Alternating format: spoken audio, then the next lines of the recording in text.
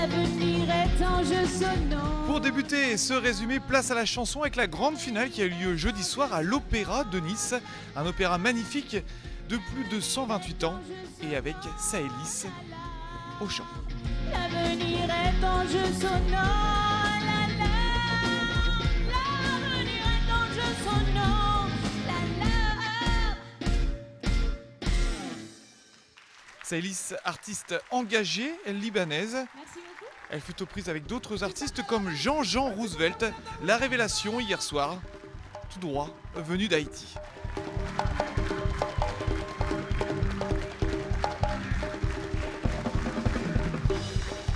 Criez, criez pour vous libérer, criez.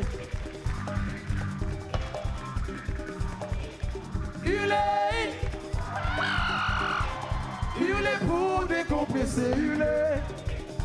Yeah, yeah.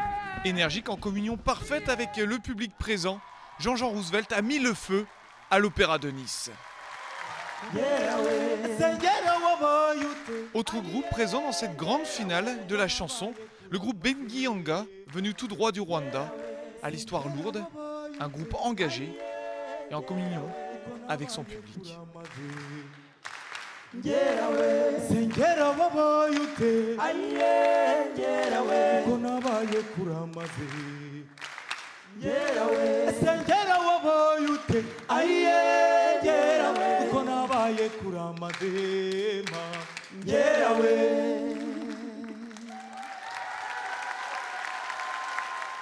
Une chanson venue du cœur pour les Rwandais de Benguianga dans un opéra de Nice comble, plus de 1000 personnes venues et la décision du jury. La complicité avec le public, les nuances musicales et les textes solides. C'est qui? Laure, Haïti. La victoire donc d'Haïti dans ce concours de la chanson, le groupe représenté par Jean-Jean Roosevelt, médaille d'argent pour Saëlys, la libanaise, et médaille de bronze pour les Rwandais de Benguianga.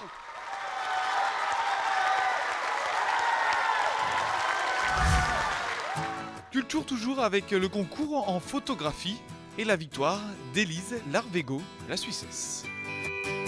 J'ai commencé à faire des photographies en étant en voyage aux États-Unis avec mes grands-parents pendant 2 mois. Et pour ramener des images à mes parents, j'avais donc commencé avec les appareils photo jetables. Et par la suite, voilà, j'ai souhaité faire une école de photographie. Je m'intéresse aux habitats alternatifs et éphémères depuis déjà plusieurs années, puisque j'ai réalisé un travail aussi dans des communautés hippies du Colorado, où le même type de construction se retrouve, qui est par contre plus solide, qui est là pour durer, puisque c'est des constructions qui ont été construites il y a presque 50 ans, 40-50 ans. Donc c'est vrai que pour moi, ça m'intéressait ce lien formel de l'architecture qui se retrouve d'un pays à l'autre et d'une période à l'autre, puisque 40 ans plus tard, c'est toujours existant. Autre concours, celui de la peinture, avec la victoire de Jude Ali. J'avais participé en Liban 4 ans passés, mais là, l'heure n'est pas assez fort. Alors, pendant 4 ans, j'ai fait des recherches en matériaux et les techniques et tout ça, pour que ça va être un peu plus mieux pour cette année-là. Ouais. Et j'ai gagné. Alors, je voulais dire que, parce que on a toujours le regard que l'artiste n'est pas connecté avec la société. Alors j'ai cherché les idées pour que ça montre un peu des connexions. L'œuvre qui est ici représente comme le mur dans la rue. Il y a le mur qu'on a collé des affiches, ça a déchiré, on a recollé, on a repeint le temps, la pluie, tout ça a abordé le muraille. Et ça représente le muraille dans la rue qu'on a fait des graffitis, on a fait des sprays, tout ça. Et là, je raconte des histoires des histoires politiques, religieuses ou sociales, tout ça. Ça représente un peu que l'œuvre a connexion avec la société. Culture toujours encore avec la victoire dans la catégorie sculpture pour Pascal Hachem du Liban. Cette œuvre, j'ai fait ça pour la mettre en Italie, à Rome. Elle était près du Vatican. Elle parle un peu de la pédophilie. On a commencé l'expo avec des culottes vierges, toutes blanches. Et avec le temps, elle prend le liquide noir et ça change et ça devient de plus en plus violent. En fait, le message il est un peu direct, c'est des culottes pour enfants et on voit l'agression des enfants ces jours-ci.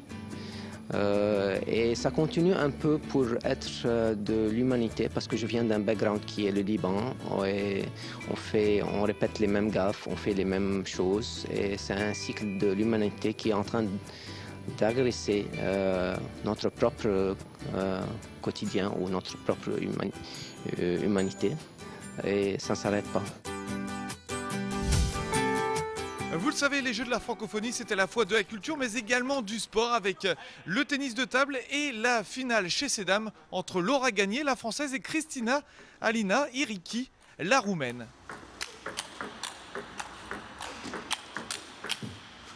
Un duel très accroché, la roumaine remporte le premier set. La française va revenir dans un deuxième manche pour égaliser à un set partout.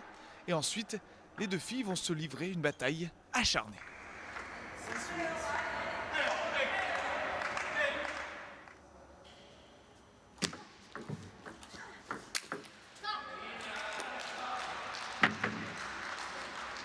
Plus offensive, la roumaine va se faire violence et va s'imposer lors de cette partie. Elle va remporter finalement la rencontre 3-7-1. Belle victoire pour la roumaine et des motifs d'espoir pour la française également, tout juste âgée de 20 ans.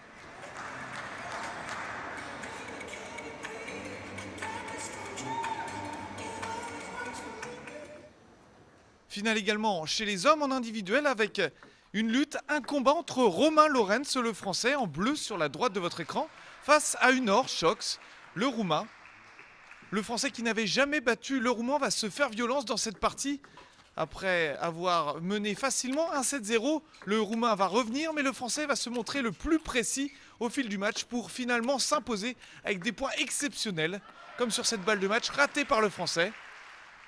Romain Lorenz, le canet, va revenir toujours plus dans la partie et finalement s'imposer sur cette balle de match. Victoire 3-7-1 pour le français. Joli titre pour la France.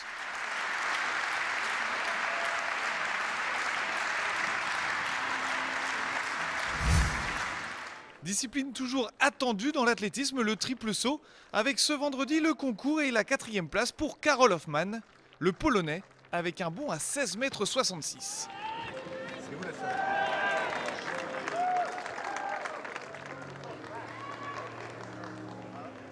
Planche parfaite pour le Polonais qui se contentera de la 4e place.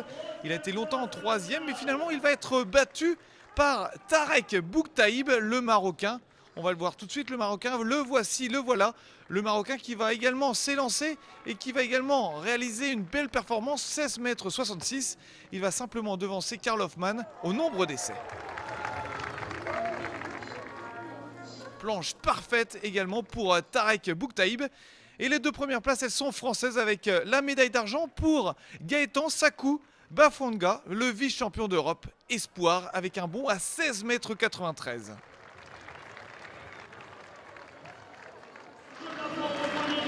Une planche un petit peu lointaine pour Gaëtan Sakou Bafonga. Ce n'est rien, il aura bien la médaille d'argent. Mais le grand vainqueur du jour en triple saut, il s'appelle Johan Rapinier. Il est français et il a passé les 17 mètres avec un saut à 17,11 m. À 23 ans, le vice-champion de France est dans la lignée de Teddy Tamgo. Voilà la belle victoire donc pour Johan Rapinier au triple saut. Avec un bond sur son dernier essai, s'il vous plaît, à 17,11 m. Il gagne donc ce concours du triple saut. Après le triple saut, place au 100 mètres avec les reines de la piste. Et dans ce duel de reine de piste, eh bien, c'est bien sûr la Belge Anne Zagré avec le dossard blanc qui va s'imposer au bout des 100 mètres. Une discipline très technique et regardez comment elle va bien finir, Anne Zagré, pour finir en 13,41. Alors qu'à sa gauche, Nima Faye, la sénégalaise, est tombée. Elle finit tout de même deuxième en 13,47. Compétition de judo à présent au Palais Nicaïa avec en moins de 90 kg un Français, Anthony Laigne. Originaire du Gers, le Français est opposé à Imad Abdallaoui, le Marocain. Un combat âpre entre les deux judokas. Le Français mène déjà d'un Ouazahari et il va arriver à retourner son adversaire marocain pour finalement s'imposer grâce à un hippon parfaitement maîtrisé. Le Français maintient son adversaire au sol et le Français va s'imposer donc dans ce combat des moins de 90 kg, la médaille d'or pour Anthony Laigne.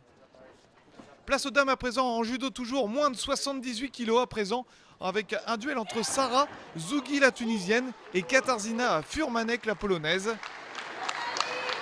La polonaise va être expéditive avec ce hippon. Combat certainement le plus engagé dans cet après-midi au Palais Nicaïa. C'était un duel entre Clément Delvert, le judoka formé à l'INSEP, et le Sénégalais Rabi Fall. Rabi Fall qui va prendre sa chance, tenter des choses face à Clément Delvert. Mais le Sénégalais va se montrer plus fatigué en fin de combat et va subir la loi du Français. Le Français Clément Delvert en moins de 100 kg qui va finalement s'imposer face au Sénégalais. Voilà, belle victoire pour Clément Delvert, le Français.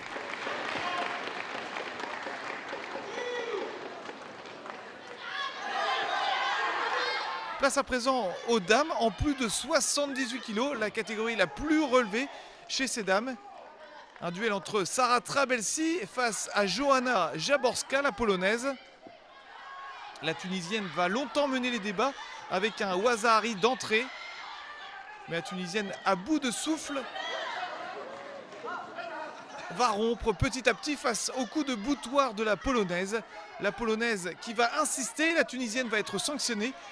3 avertissements pour non-combativité pour la tunisienne et puis un 4e qui va la mettre hors jeu. Et donc la victoire pour la polonaise Jaworska. Voilà, ainsi se termine cette journée de vendredi 13 dans ces Jeux de la francophonie. Merci de nous avoir suivis. À très vite pour d'autres aventures. À demain. Bonne soirée à tous.